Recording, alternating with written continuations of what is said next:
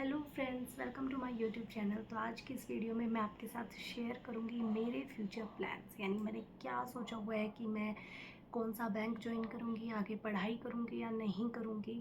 तो मेरे करियर के रिगार्डिंग मैं आपके साथ जो भी मैंने प्लान सोचे हुए हैं वो शेयर करूंगी। राइट, तो चलिए बिना देरी के शुरू करते हैं आज की इस वीडियो को। तो सबसे पहले बात कर लेते हैं कि मेरे जो इस साल के एग्ज़ाम हैं वो मैंने 2 एग्ज़ाम क्लियर किए हैं। एक सेंट्रल बैंक ऑफ इंडिया के लिए क्लरिकल कैडर में और दूसरा एसबीआई के लिए जूनियर एसोसिएट पोस्ट का। राइट, तो ये 2 एग्ज़ाम मेरे क्लियर हुए हैं। अब कन्फ्यूजन तो है कि कौन सा ज्वाइन करना सही रहेगा। अगर बहुत सारी वीडियोस देखें यूट्यूब पे तो वर्कलोड बहुत होता है, एसबीआई में वर्कलोड बहुत होता है, लोग रिज़ाइन कर रहे हैं, खुश नहीं है जॉब से।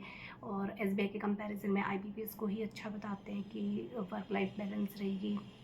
मतलब इतने सारे वीडियोस देखने के बाद थोड़ा सा दिमाग घूम जाता है कि यार क्या करना चाहिए। अब अगर देखें तो सेंट्रल बैंक ऑफ इंडिया के कंपैरिजन में स्टेट बैंक ऑफ इंडिया ज़्यादा अच्छा है। ओब्वियसली कभी प्राइवेटाइजेशन का रिस्क नहीं है, प्रॉफिटेबल बैंक है, अच्छे अलाउंसेस रहेंगे, हमेशा सैलरी मतलब टाइम के साथ सेंट्रल बैंक के कंपैरिजन में इनिशियली सेम है, लेकिन टाइम के साथ चेंज आ जाएगा, बहुत मतलब डिफरेंस क्रिएट हो जाएगा दोनों की सैलरी में। तो बहुत सारे फैक्टर सोचने के बाद अब डिसाइड करना थोड़ा सा मुश्किल हो रहा है मेरे लिए, लेकिन फिर भी मैंने एसबीआई को ही मतलब ऑप्ट किया है। क्योंकि एक तो मुझे लग रहा है कि अगर मैं घर से निकल ही रही हूँ 9:45 टू 4:45 मेरी जॉब है, जिसमें चाहे मैं सेंट्रल बैंक में जा रही हूँ चाहे मैं स्टेट बैंक में जा रही हूँ, किसी में भी जा रही हूँ, लेकिन मैं अपने घर से तो निकल ली ना। सुबह रोज़ उठ के तैयार होके अपनी नींद ख़राब करके अपने बच्चे को छोड़ के और फिर मैं पूरा दिन बाहर हूँ, और फिर मैं मतलब उसमें भी फिर मैं थोड़ा कम चूज़ कर रही हूँ, जबकि मेरे पास ऑप्शन है कि मैं अच्छा चूज़ कर सकती हूँ। तो फिर मुझे लग रहा है कि कहीं ना कहीं मुझे स्टेट बैंक की तरफ ही जाना चाहिए। कहीं ना कहीं वो अच्छा बैंक भी है और उससे फ़ायदा भी होगा। बेशक वर्कलोड ज़्यादा होगा, लेकिन जो टाइम पीरियड है, जो वर्क टाइम है, ऑफिस आवर्स हैं, वो तो सेम है ना दोनों में। तो वहाँ बैठे रहने की बजाय, मक्खी मारने की बजाय मैं काम कर लूँगी तो इतना ही डिफरेंस आएगा। बाकी पता नहीं, ज्वाइन करने के बाद पता लगेगा कि ये फ़ैसला मैं रिग्रेट करूँगी या सही रहेगा। I don't know, let's see. तो सोचा तो मैंने है कि एसबीआई ही सही रहेगा।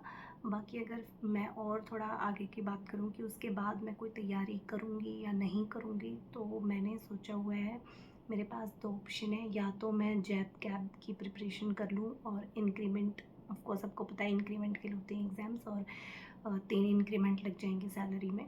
या तो उसकी तैयारी कर लूँ या फिर मैं कोई और अच्छे एग्ज़ाम्स की, जैसे कि कोई सीजीएल हो गया या यूपीएससी या स्टेट पीसीएस हो गया, इस टाइप का सोचूं करने की।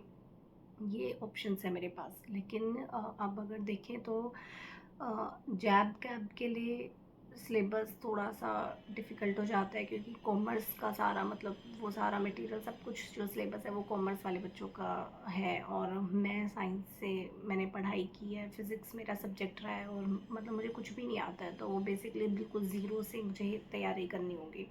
और अगर मैं किसी भी और एग्ज़ाम की सोचती हूँ, सीजीएल या यूपीएससी या पीसीएस जैसे कि सोचती हूँ, तो उनमें तो बहुत ज़्यादा एफ़र्ट चाहिए। मतलब सीजीएल में शायद इतने नहीं चाहिए, क्योंकि काफ़ी तैयारी बैंकिंग से हो ही चुकी है, लेकिन बाकियों में तो चाहिए। अब अगर पहले सीजीएल की बात कर लेते हैं, तो सीजीएल तो मैं ऑप्शन में नहीं लेके चल रही हूँ सच बताऊँ तो, क्योंकि मुझे लगता है कि इतना मतलब प्रिपरेशन करने के बाद और फिर सीजीएल की जॉब लेना इतना वर्थ इट नहीं रहेगा। मैं जॉब भी करूँगी, बच्चे को भी देखूँगी, और फिर मैं बचे हुए टाइम में मैं पढ़ाई भी कर रही हूँ सीजीएल की करके, और फिर मुझे अगर कोई क्लरिकल जॉब मिल जाती है तो कोई फ़ायदा नहीं होगा उस चीज़ का। तो इसलिए सीजीएल तो मैं सोच के भी नहीं चल रही हूँ कि इसकी तैयारी करूँगी।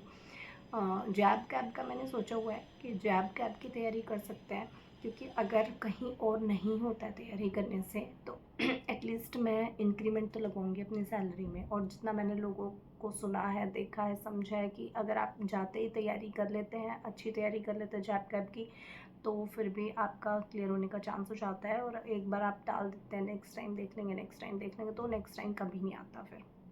तो इसलिए मैंने ये सोचा हुआ है कि जाती सबसे पहले जैब कैब पे ही फोकस करके इनको निकालते हैं। आगे कुछ होगा नहीं होगा, मिलेगा नहीं मिलेगा, वो बात की बात है। पहले जिसमें है उसी में ही अपनी प्रोग्रेस पे थोड़ा सा ध्यान देते हैं। तो एक तो मैंने ये सोचा हुआ है।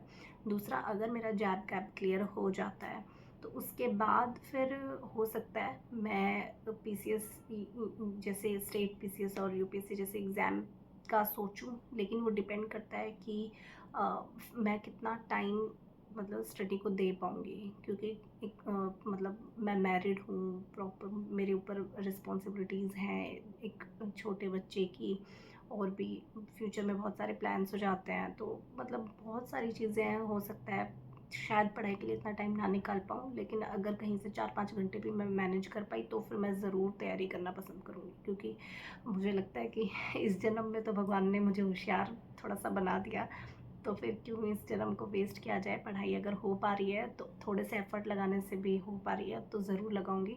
लेकिन अगर अगले जन्म के पे ऊपर छोड़ दूँ कि अगले में देखेंगे यार, तो अगले में भगवान ने नालायक बना दिया तो क्या करूँगी। तो अगर अभी थोड़ी-सी होशियार हूँ तो शायद मुझे पढ़ाई करनी ही चाहिए। बाकी सारा का सारा डिपेंड करता है कि टाइम मेरे पास कितना बचता है ऑफ़िस में जाने सुबह उठ के, और एक तो मैं सुबह उठती नहीं हूँ जल्दी से तो। और अगर मैं बहुत मतलब जब काम की बात आएगी तब मैं उठ के जाऊँगी, मुझे पता है मेरी क्या हालत होने वाली है उठ के जाने में, क्योंकि मैंने जॉब करी हुई है पहले भी।